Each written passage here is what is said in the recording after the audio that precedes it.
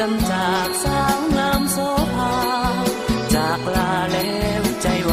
หวั่นบ่ได้ลาลับคงได้กลับมาอีกจากวันพากลับไปถึงเวียงจันทร์2-3 วันจะจดหมายมาจำจากเมืองหลวงพระบางห่างไกลถึงจากใจนั้นอะไรห่วงใยน้องทุกเวลาบ่ลืมคืนนั้น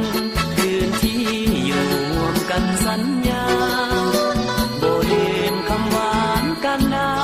ที่สัญญาอยู่ฝั่งน้ำคาไหว้วอนพระบางองค์พระศักดิ์สิทธิ์สวยเนรมิตให้ความรักสองเฮาคงนานพระธาตุผู้ศรี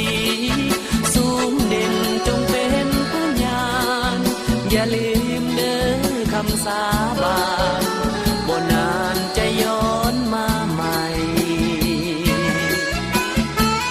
จำจากเมืองหลวงพระบางห่างลาฝากคำสาบานสัญญาจะมา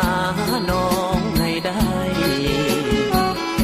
จะมาสู่ขอนำแม่พ่อด้วยความจริงใจจงรอความรักจากอ้ายขอฝังใจอยู่หลวงพระบาง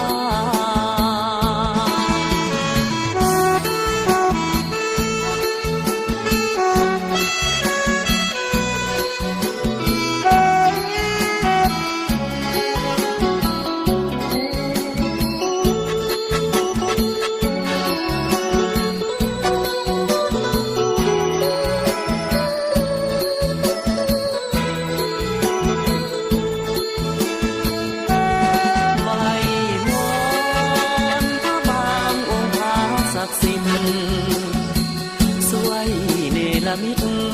ให้ความรักสองเฮาคงนานพระธาตุผู้ศรีสูงเด่นจงเป็นพยานอย่าลืมเด้อคำสาบานบ่นานจะย้อนมาใหม่จำจากเมืองหลวงพระบางห่างลาฝากคำสาบานสัญญาจะมาน้องให้ได้จะมาสู่ขอนำแม่พ่อด้วยความจริงใจจงรอความรักจากอ้ายขอฝังใจอยู่หลวงพระบาง